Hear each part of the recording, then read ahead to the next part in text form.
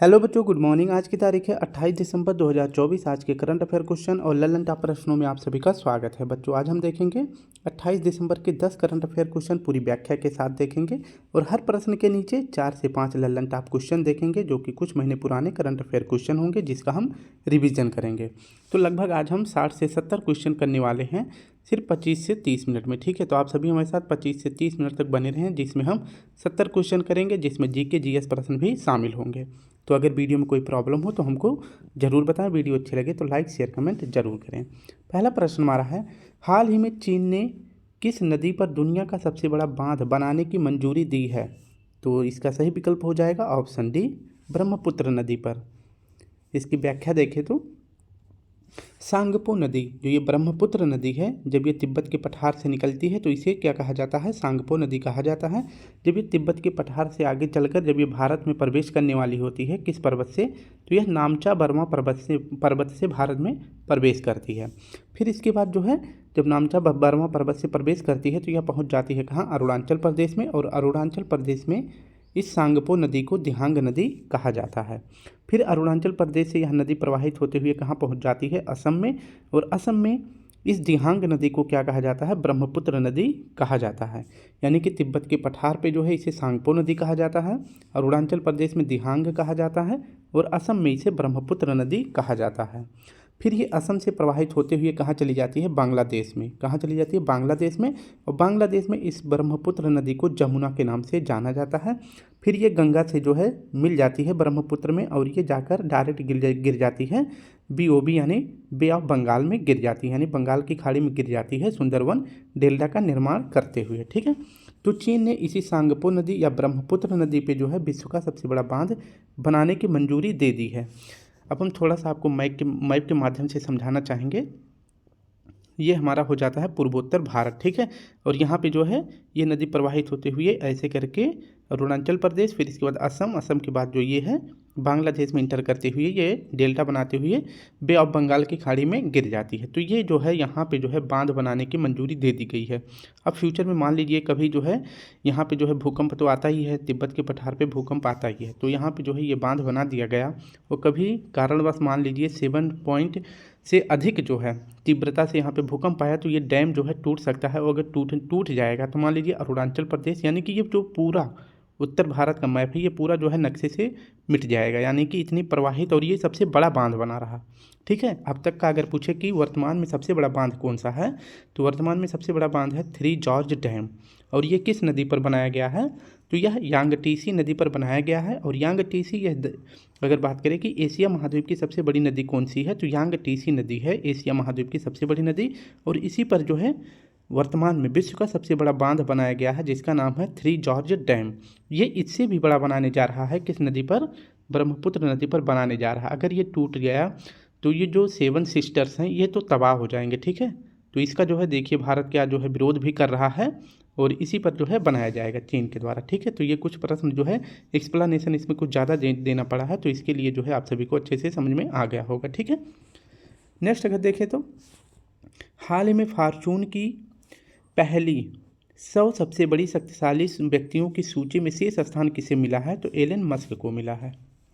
दूसरा ललन टॉप प्रश्न है, हाल ही में QS ग्लोबल MBA रैंकिंग 2025 में भारतीय संस्थानों में शीर्ष स्थान किसे मिला है? तो IIM बेंगलुरु को मिला है। कुछ रैंक देख लेते हैं भारत की, जैसे विश्व में स्थान जो है भारत की देख लेते हैं कौन सी है। तो अगर बात करते हैं कि IIM की विश्व में जो है रैंक कितनी है, तो विश्व में इसकी रैंक है 53वीं और भारत में इसकी पहली है। ठीक है, भ्रष्टाचार में भारत की रैंक है 93, ऊर्जा संक्रमण में 63, मानव विकास सूचकांक में 134, भूखमरी में हंगर इंडेक्स में 105 और ग्लोबल जेंडर गैप इंडेक्स में 129। नेक्स्ट अगर देखें तो जेंडर इनक्वलिटी इंडेक्स में भारत की रैंक है 108। नेक्स्ट प्रश्न है, हाल ही में लॉन्च 2024 वर्ल्ड टैलेंट रैंकिंग में शीर्ष स्थान किसे मिला है? तो सिंगापुर को मिला है। और इसमें भारत की रैंक क्या है? तो भारत की रैंक है 58। अंतर्राष्ट्रीय ओलंपिक संघ का मुख्यालय कहाँ पे है? तो लुसाने में है। हाल ही में 5वां ग्लोबल फिनटेक फेस्ट का आयोजन कहाँ किया गया है? तो यह मुंबई में किया गया है। नेक्स्ट हमारा प्रश्न है दूसरा, हाल ही में किस देश के क्वींस और कावेंट्री विश्वविद्यालय को गुजरात में परिसर स्थापित करने की मंजूरी मिल गई है? तो दोनों यूनिवर्सिटी को गुजरात में परिसर स्थापित करने की मंजूरी मिली है और ये दोनों यूनिवर्सिटी किस देश के हैं? तो ब्रिटेन के हैं। ठीक है, कहाँ के हैं? तो ब्रिटेन के हैं। नेक्स्ट अगर बात करते हैं इसकी व्याख्या देखें तो ब्रिटेन की दो यूनिवर्सिटी हैं जिसका नाम है क्वींस यूनिवर्सिटी और कावेंट्री यूनिवर्सिटी। इन दोनों को जो है परिसर को स्थापित करने की मंजूरी कहाँ मिल गई है? तो ये दोनों अपना परिसर स्थापित करने वाले हैं गुजरात में। स्पेशली अगर पूछे गुजरात की किस जगह पे, तो गिफ्ट सिटी में स्थापित करने वाले हैं। अब एक प्रश्न याद रखेंगे, इम्पॉर्टेंट है कि भारत में परिसर स्थापित करने वाला पहला देश कौन सा है? तो पहला देश अगर पूछा जाए कि भारत में अपना परिसर स्थापित करने वाला कौन था, तो यह ऑस्ट्रेलिया था। ऑस्ट्रेलिया की कौन सी यूनिवर्सिटी है? तो डेकान यूनिवर्सिटी। तो ये भी ज़्यादा इंपॉर्टेंट है। ठीक है, नेक्स्ट हमारा प्रश्न है, हाल ही में चीन ने चाणक्य मेगापोर्ट का अनावरण कहाँ किया है? तो चीन ने चाणक्य मेगापोर्ट का अनावरण किया है पेरू में, जो कि दक्षिण अमेरिका का देश है। टिटिकाका झील अगर पूछे किस देश की सीमा पर है? तो पेरू और बोलिविया की सीमा पर है। पेरू की राजधानी का नाम है लीमा और चिली की राजधानी का नाम है सेंटियागो। चीमू सभ्यता की खोज अभी हाल ही में कहाँ पर की गई है? पेरू में की गई है। अटाकामा मरुस्थल अगर पूछे किस देश की सीमा पर है? तो पेरू और चिली की सीमा पर है। नेक्स्ट हमारा प्रश्न है, हाल ही में भारत तुर्की मैत्री संघ का शुभारंभ कहाँ हुआ है? तो हैदराबाद में।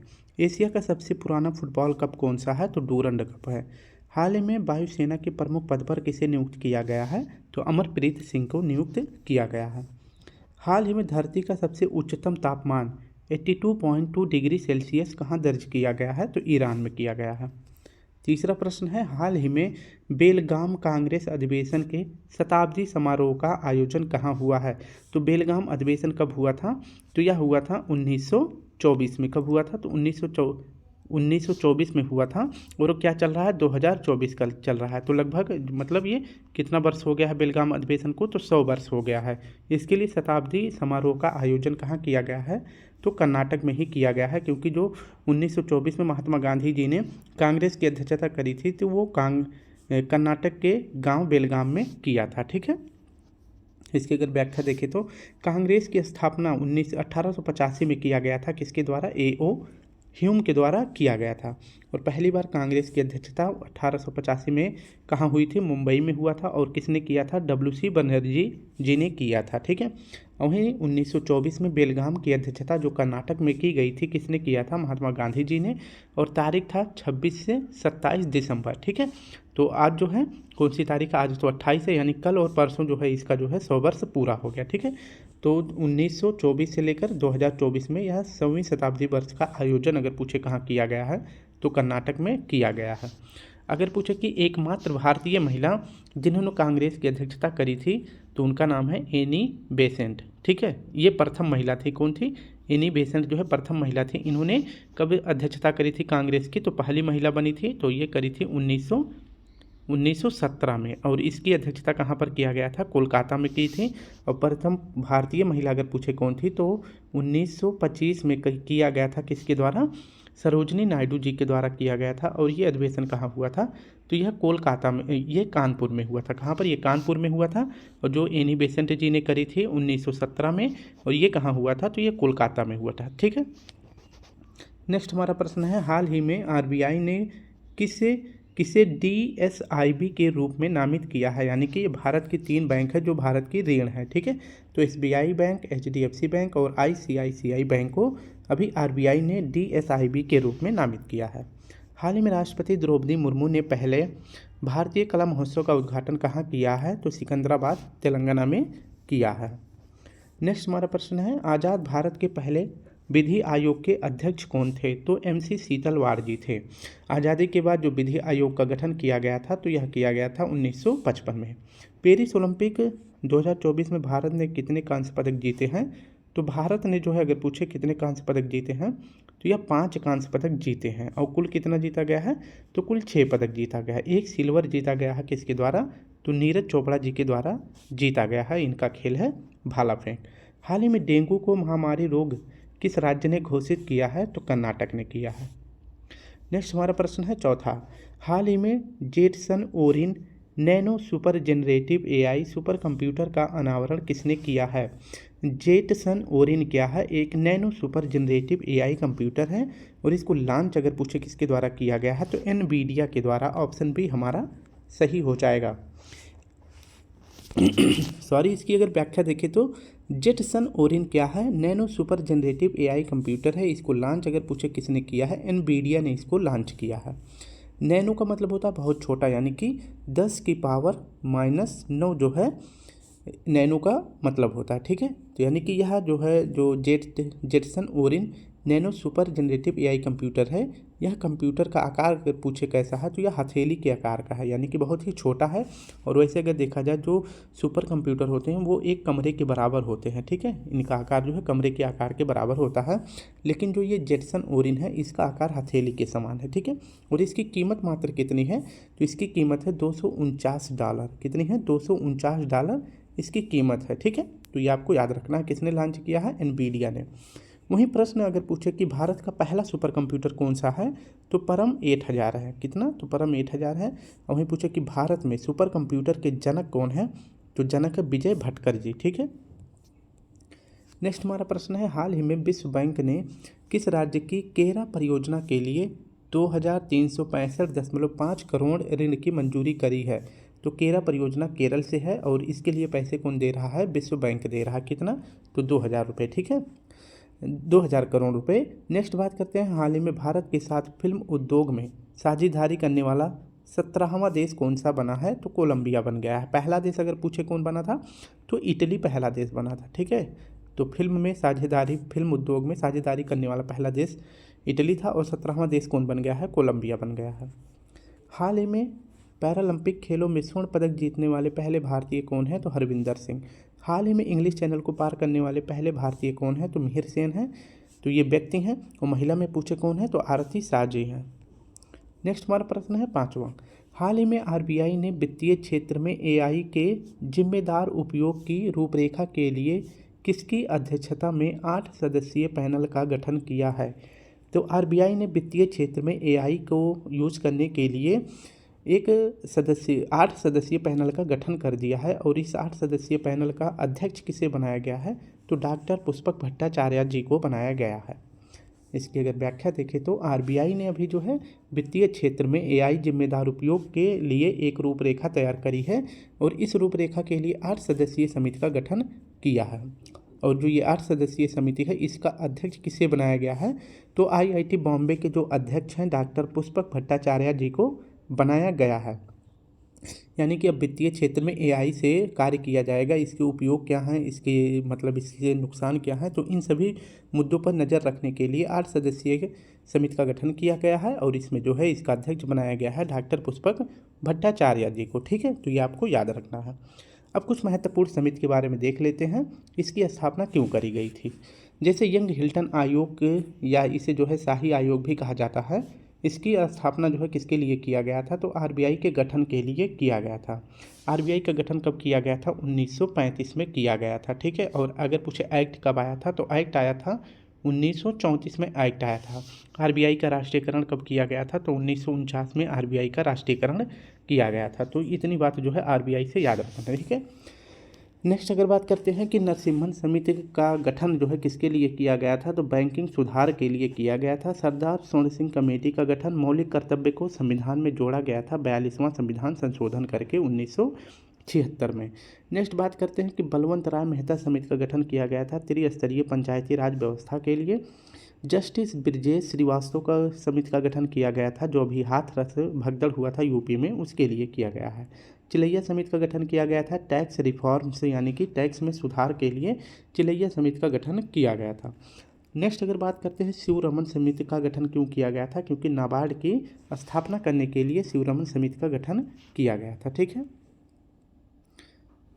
नेक्स्ट बात करते हैं हाल ही में बाली यात्रा महोत्सव कहाँ प्रारंभ हुआ है? तो यह प्रारंभ हुआ है उड़ीसा में। नेक्स्ट हमारा प्रश्न है सीएम कौन है उड़ीसा के? तो मोहन चरण मांझी जी हैं। उड़ीसा के कुछ महत्वपूर्ण फेस्टिवल हैं जैसे धानु यात्रा, नुआखाई, रज पर्व, रथ यात्रा। हाल ही में फेमिना मिस इंडिया 2024 की विजेता कौन बनी है? तो निकिता पोरवाल बनी है और ये उज्जैन मध्य प्रदेश की है। जबकि 2023 की अगर पूछे फेमिना मिस इंडिया कौन बनी थी? तो नंदिनी गुप्ता जी बनी थी। भारत की पहली मिस वर्ल्ड कौन बनी थी? तो रीता फारिया बनी थी। और भारत की पहली मिस यूनिवर्स अगर पूछे, सुष्मिता सेन। और पहली मिस वर्ल्ड कौन बनी थी? तो रीता फारिया। हाल ही में विश्व हृदय दिवस 2024 कब मनाया गया है? तो 29 सितंबर को मनाया गया है। हृदय के अध्ययन को कार्डियोलॉजी कहा जाता है। ब्लड प्रेशर मापने का उपकरण जो होता है स्फेग्नोमैनोमीटर होता है। और रक्त परिसंचरण तंत्र की खोज किसने करी थी? तो विलियम हार्वे ने करी थी। छठा प्रश्न है, हाल ही में चुनाव आयोग के अनुसार वर्ष 2024 के लोकसभा चुनाव में महिलाओं का मतदान कितने प्रतिशत रहा है? तो जो है आप सभी को पता है कि लोकसभा में जो इस बार जो है 18वीं लोकसभा का चुनाव हुआ है। और इसमें जो है अभी जो है जल्द ही चुनाव आयोग के द्वारा महिला मतदानों की जो प्रतिशत रही है, महिलाओं की जो प्रतिशतता रही है, वो जारी करी गई है। तो 2024 के लोकसभा चुनाव में महिला की प्रतिशतता कितनी थी? तो 65.78% थी। ठीक है, तो ऑप्शन सी हमारा सही हो जाएगा। इसकी अगर व्याख्या देखें तो 2024 में जो लोकसभा चुनाव हुआ था वो 18वें क्रम का हुआ था। किस क्रम की? तो 18वीं क्रम की लोकसभा चुनाव हुआ था। और कितने चरणों में संपन्न हुआ था? तो 7 चरणों में। ठीक है, इसमें अगर पूछे कुल कितने वोटर थे, तो कुल वोटर थे 97,95,51,847 कुल वोटर थे। लेकिन वोट कितने दिए थे? तो वोट डालने गए थे 64.6 करोड़ वोटर सिर्फ वोट देने गए थे। ठीक है, यानी वोट डालने गए थे। बाकी के हमारे पास कुल इतने वोटर थे, उनमें से सिर्फ इतने ही प्रतिशत वोट डालने गए थे। बात करते हैं कि जो 2024 में लोकसभा चुनाव हुआ था वह 2019 की तुलना में 7.4% की इसमें वृद्धि हुई है। यानी कि वोट 7.4% अधिक लोग वोट डालने गए थे। किसकी तुलना में? तो 2019 की तुलना में 2024 में अधिक वोट पड़े हैं। ठीक है सॉरी। नेक्स्ट अगर बात करते हैं कि 18वीं लोकसभा में पुरुषों की जो मतलब वोटर वैल्यू कितनी थी? तो पुरुष जो है इसमें वोट डालने गए थे 65.55% जो है पुरुषों ने वोट डाला था, जबकि महिलाओं ने इसमें अधिक वोट डाला था। तो महिलाओं का वोट कितना था? तो 65.78% महिलाओं ने वोट डाला है। ठीक है, अब तक जो है जितने भी लोकसभा यानी कि जो 18वीं लोकसभा हुई है, अब तक के सिर्फ 2 ही लोकसभा चुनाव में महिलाओं की संख्या जो है वोट में ज़्यादा थी। एक तो 2019 वाले में थी, ठीक है, 2019 वाले में थी, और 2024 वाले में। इन दोनों में जो है महिलाओं ने बढ़ चढ़ के वोट डाला है। ठीक है, क्योंकि सारी योजनाएं जो है किसके लिए है? महिलाओं के लिए है, इसलिए पुरुष जो है सो जाते हैं। ठीक है, वो वोट डालने ज़्यादा नहीं गए हैं। तो इस बार जो है महिलाओं का प्रतिशत याद रखना है, पुरुषों का भी याद रखना है। ठीक है, नेक्स्ट अगर बात करते हैं कि सबसे ज़्यादा महिलाओं का वोट किस राज्य में पड़ा है, तो सबसे ज़्यादा महिलाओं का वोट प्रतिशत पड़ा है असम में। असम के किस जिला में? तो धुबरी जिला में सबसे ज़्यादा वोट पड़ा है। यहाँ पे लगभग 92% महिलाओं ने बढ़ चढ़ के हिस्सा लिया था। और वहीं सबसे कम मतदान अगर पूछे किस राज्य में पड़ा है, तो जम्मू कश्मीर के श्रीनगर में पड़ा है। कुल 38% महिलाओं ने यहाँ पे वोट डाला है। ठीक है, तो पूरा डाटा आप सभी को याद रखना है। नेक्स्ट अगर बात करें कि 2024 के लोकसभा चुनाव में निर्विरोध एमपी कौन चुने गए थे, तो मुकेश दलाल चुने गए थे और ये सूरत सीट से जीते थे। सबसे बड़ी जीत किसकी हुई थी? लगभग जो है 11 लाख वोट से जीते थे। तो यह इंदौर में सबसे बड़ी जीत हुई थी और किसकी हुई थी? शंकर लालवानी जी की हुई थी। और अगर पूछे नोटा को सबसे ज़्यादा वोट कहाँ मिले थे, तो यहीं इंदौर में ही मिले थे। और सबसे ऊंचाई पर स्थित पोलिंग बूथ किस राज्य में है, तो हिमाचल प्रदेश में है। पोलिंग बूथ का क्या नाम है? तासी गोंग पोलिंग बूथ है, जो कि सबसे ऊंचाई पर स्थित है। नेक्स्ट अगर बात करते हैं, हाल ही में भारतीय तटरक्षक बल ने क्षेत्रीय स्तर पर प्रदूषण प्रतिक्रिया अभ्यास रिप्रेक्स 2024 का आयोजन कहाँ किया है, तो पाराद्वीप में किया है और यह स्थान कहाँ है? उड़ीसा में। वर्तमान में अगर पूछे भारतीय तटरक्षक बल के अध्यक्ष कौन हैं, तो परमेश शिवमणि जी हैं। हाल ही में सुप्रीम कोर्ट ने धारा 6A को संवैधानिक वैधता प्रदान की है। तो धारा 6A का संबंध किससे है, तो यह संबंधित है नागरिकता अधिनियम से। हाल ही में कस्तूरी रंगन पैनल की सिफारिश को किसने खारिज कर दिया है, तो कर्नाटक ने किया है। यानी कि पश्चिमी घाट के संरक्षण में यहाँ पे जो है खुदाई वगैरह नहीं करी जाएगी, लेकिन सुप्रीम कोर्ट के आदेश के बाद भी जो है कर्नाटक ने मना कर दिया। ठीक है, हाल ही में ओलंपिक काउंसिल ऑफ एशिया के अध्यक्ष पद पर चुने जाने वाले पहले भारतीय कौन बन गए हैं, तो राजा रणधीर सिंह बन गए हैं। हाल ही में अंतर्राष्ट्रीय साक्षरता दिवस 2024 कब मनाया गया है, तो 8 सितंबर को मनाया गया है। हाल ही में पैराप्लेजिक व्यक्तियों के लिए, यानी जो दिव्यांग व्यक्ति होते हैं, उनके लिए walk on shoot F1 robot किसने विकसित किया है? तो यह विकसित किया गया है दक्षिण कोरिया के द्वारा। ठीक है, ऑप्शन बी हमारा सही हो जाएगा। वॉक ऑन सूट F1, यह जो है एक रोबोट है, यानी कि यह एक जो है रोबोट ड्रेस बनाया गया है, रोबोट की तरह ड्रेस बनाया गया है। और इसका विकास अगर पूछे किसने किया है तो दक्षिण कोरिया ने किया है। किसके लिए किया है? पैराप्लेजिक व्यक्तियों के लिए, यानी जो दिव्यांग व्यक्ति हैं जो व्हील चेयर पर रहते हैं, उनको जो है चलाने फिर मतलब चलने फिरने के लिए, ऊपर सीढ़ियों पर चढ़ने के लिए वह कौन सूट को जो है विकसित किया गया है। इसका उद्देश्य क्या है? तो व्यक्ति के चलने में यह सक्षम है, यानी कि व्यक्तियों के चलने में यह मदद करेगा। किस व्यक्तियों की? जो पैराप्लेजिक यानी जो दिव्यांग व्यक्ति होंगे। ठीक है, और इस सूट की कीमत कितनी, मतलब वजन कितना है? तो इस सूट का वजन है 50 kg। ठीक है, इसको पहनने के बाद जो पैराप्लेजिक व्यक्ति होगा वो आसानी से चल फिर सकता है। ठीक है, अगर बात करते हैं दक्षिण कोरिया की राजधानी का क्या नाम है? सियोल इसकी राजधानी का नाम है। और दक्षिण कोरिया की मुद्रा का क्या नाम है? तो वॉन यहाँ की करेंसी है। नेक्स्ट हमारा प्रश्न है, हाल ही में नो योर मेडिसिन ऐप किसने लॉन्च किया है? तो नाडा ने। नेशनल एंटी डोपिंग एजेंसी इसका फुल फॉर्म है। और वहीं पूछे इसकी स्थापना 2005 में करी जाती है। इसका मुख्यालय कहाँ है? नई दिल्ली में। तो ये इसका मतलब क्या होता है? नाडा का मतलब होता है कि खेल में मादक पदार्थों के उपयोग को रोकना। उसके लिए जो है नाडा संगठन की स्थापना करी गई थी। तो यह राष्ट्रीय स्तर पर है। विश्व स्तर पर वाडा की स्थापना करी गई है, यानी वर्ल्ड एंटी डोपिंग एजेंसी। और इसका मुख्यालय मॉन्ट्रियल कनाडा में है। इसका गठन किया गया था 1989 में। हाल ही में केंद्र सरकार ने घोटालों से बचाओ अभियान किसके सहयोग से प्रारंभ किया है? तो मेटा के सहयोग से। हाल ही में BCCI ने राष्ट्रीय क्रिकेट अकादमी का उद्घाटन कहाँ किया है? तो बेंगलुरु में। नेक्स्ट हमारा प्रश्न है, हाल ही में US ओपन टेनिस का खिताब जीतने वाले खिलाड़ी कौन हैं? तो मेल में अगर पूछे जेनिक सिनर हैं इटली के, और फीमेल में कौन है? आर्यन सबलिंका बेलारूस की हैं।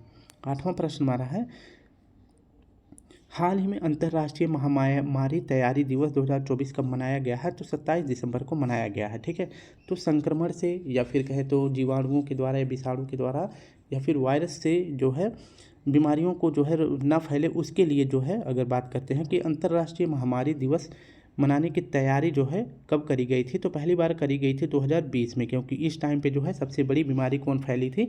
तो कोविड-19 फैली थी। ठीक है, कौन फैली थी? कोविड-19 फैली थी। तो इसके संक्रमण को रोकने के लिए पूरे विश्व स्तर पर अंतर्राष्ट्रीय महामारी तैयारी दिवस मनाने की घोषणा करी गई थी। कब? तो 27 दिसंबर को करी गई थी। ठीक है, और पहली बार कब मनाया गया था?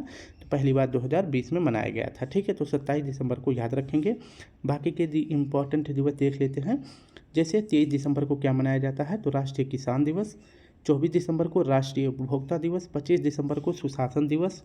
नेक्स्ट हमारा है 26 दिसंबर वीर बाल दिवस मनाया जाता है। और 27 दिसंबर को अंतर्राष्ट्रीय महामारी तैयारी दिवस मनाया जाता है। ठीक है, नेक्स्ट बात कर लेते हैं, हाल ही में वॉल्ट डिज्नी मीडिया ने किसके साथ विलय किया है? तो रिलायंस जियो यानी रिलायंस समूह के साथ जो है वॉल्ट डिज्नी मीडिया ने विलय कर लिया है। नेक्स्ट है, हाल ही में नई दिल्ली में पहले अरोहा 2024 अंतर्राष्ट्रीय सम्मेलन का उद्घाटन किसने किया है? तो यह किया गया था जस्टिस DY चंचूड़ साहब जी के द्वारा किया गया था, जो कि हमारे 50वें क्रम के मुख्य न्यायाधीश थे सुप्रीम कोर्ट के, लेकिन अब बन गए हैं 91वें क्रम के संजय मल्होत्रा जी। ठीक है, तो इसका आयोजन कहाँ किया गया था? नई दिल्ली में। नेक्स्ट हमारा प्रश्न है, हाल ही में IIFA अवार्ड 2024 में सर्वश्रेष्ठ फिल्म का पुरस्कार किसे मिला है?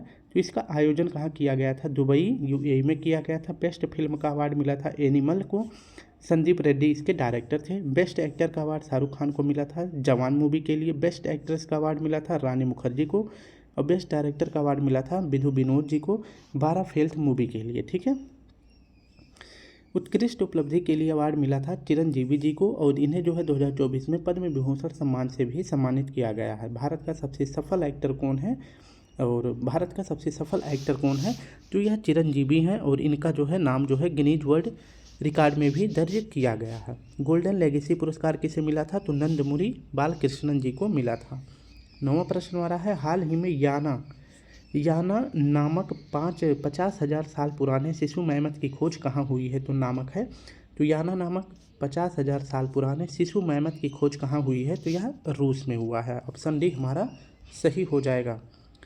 याना जो है एक प्रकार का क्या है? तो याना जो है यहाँ का एक नदी है। कहाँ का? रूस की एक नदी है। ठीक है, और इसी याना नदी बेसिन के पास जो है एक शिशु मैमथ की खोज की गई है, ठीक है, और जो कि यह शिशु मैमथ जो है 50,000 साल पुराना है, ठीक है, 50,000 साल पुराना है। और इसका जीवाश्म कहाँ खोजा गया है, तो याना नदी बेसिन के पास रूस में खोजा गया है, इसलिए इस शिशु मैमथ का नाम याना रख दिया गया है, ठीक है। किसके नाम पर, तो याना नदी बेसिन में प्राप्त होने के कारण इसका नाम याना रख दिया गया है, ठीक है। तो मैमथ क्या है, तो यह हाथियों की एक विलुप्त प्रजाति है। तो आप सभी देखे होंगे साउथ मतलब हॉलीवुड की मूवियों में तो कभी कभी छोटे आकार की हाथियाँ दिखाई जाती थीं उस मूवी में, तो उसी को जो है शिशु मैमथ कहा जाता था, ठीक है। और इसकी उम्र कितनी होती है, तो इसकी उम्र हुआ करती थी 1 वर्ष, ठीक है, यानी कि 1 वर्ष हुआ करती थी और यह विलुप्त हो चुका है। और इसका जीवाश्म भी याना नदी बेसिन रूस में इसकी जीवाश्म की खोज हुई है, ठीक है। तो ये आपको याद रखना है। नेक्स्ट बात करते हैं दुनिया का सबसे विशाल सांप का जीवाश्म कहाँ खोजा गया है, तो गुजरात में खोजा गया था और इसका नाम क्या था, तो वासुकी इंडिकस इस सांप का नाम था। और वहीं दुनिया का सबसे बड़ा जीवित सांप कहाँ खोजा गया है, तो अमेजन वर्षावन में खोजा गया है और इस सांप का नाम क्या है, यूनेक्टस अकाइमा इसका नाम है। हाल ही में एकता को बढ़ावा देने के लिए मेरा हो चोंगबा उत्सव का आयोजन कहाँ किया गया है, तो कुकी और मैती के बीच अच्छे संबंध स्थापित करने के लिए मेरा हो चोंगबा उत्सव मणिपुर में स्थापित किया गया यानी आयोजन किया गया है।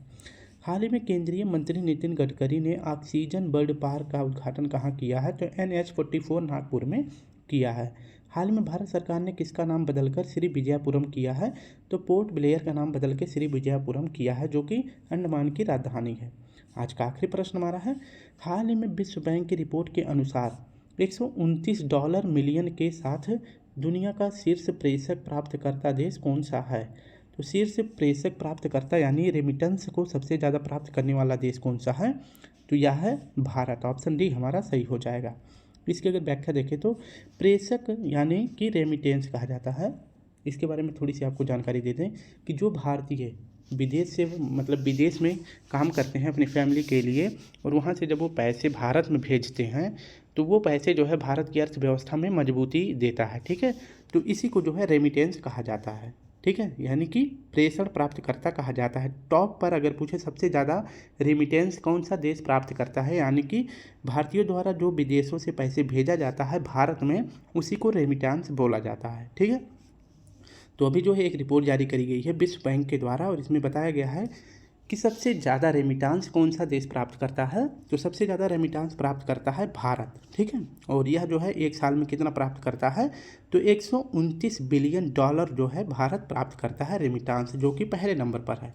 दूसरा नंबर मैक्सिको का है, तीसरा नंबर चीन का है, ठीक है। तो रेमिटेंस के मामले में पहला स्थान भारत, दूसरा स्थान मैक्सिको, तीसरा स्थान चीन का है। नेक्स्ट अगर बात करें कि रेमिटेंस से किसी देश की जीडीपी में कितना योगदान है, इस पर भी रिपोर्ट जारी करा गया है। और रेमिटेंस के माध्यम से जीडीपी में सबसे ज़्यादा योगदान किस देश का हो रहा है, तो तजाकिस्तान का हो रहा है। तो यहाँ पे रेमिटेंस के मामले में अगर देखा जाए तजाकिस्तान की जीडीपी का 45% हिस्सा जो है रेमिटेंस से प्राप्त होता है। तो सबसे ज़्यादा जीडीपी रेमिटेंस से प्राप्त करने के मामले में पहला स्थान किसका है, तजाकिस्तान का, ठीक है। तो ये भी आपको याद रखना है। नेक्स्ट प्रश्न देखते हैं, हाल ही में किस राज्य ने महर्षि वाल्मीकि के नाम पर सभी एसटी आवासीय विश्वविद्यालय का नाम रखने की घोषणा करी है, तो कर्नाटक ने, और यहाँ के सीएम है सिद्धारमैया, ठीक है। नेक्स्ट हमारा प्रश्न है, अहमदाबाद का नया नाम कर दिया गया है अहिल्यानगर, औरंगाबाद का संभाजी नगर, चंडीगढ़ एयरपोर्ट का नाम शहीद Bhagat Singh airport, mega airport का नाम मोगा एयरपोर्ट जो कि गोवा में है, इसका नाम कर दिया गया है मनोहर पर्रिकर एयरपोर्ट। नेक्स्ट है, हाल ही में लॉन्च आत्मकथा पॉलिटिक्स के 5 दशक, यह पुस्तक किसकी है, तो सुशील कुमार शिंदे जी की है। हाल में भारतीय हॉकी टीम ने किसे हराकर 5वां एशियाई चैंपियंस ट्रॉफी का खिताब जीता है, तो चीन को हराकर, ठीक है। तो स्टूडेंट इस प्रकार से हमने अपने सभी प्रश्नों को आधे घंटे के अंदर कर लिया। लगभग यहाँ पे 70 से अधिक ही प्रश्न होंगे, चाहे आप काउंट कर लेना, इसमें आप सभी को ज़्यादा ही मिलेगा, ठीक है। तो अगर आप सभी यह वीडियो 1.5 पर करके देखेंगे तो आपको यह वीडियो 20 से 25 मिनट के अंदर ही यह समाप्त हो जाएगी। तो अगर अच्छे से पढ़ाई करते रहे, ध्यान रखें, कल फिर मिलते हैं, तब तक के लिए आप सभी को प्यारा सा जय हिंद, जय भारत।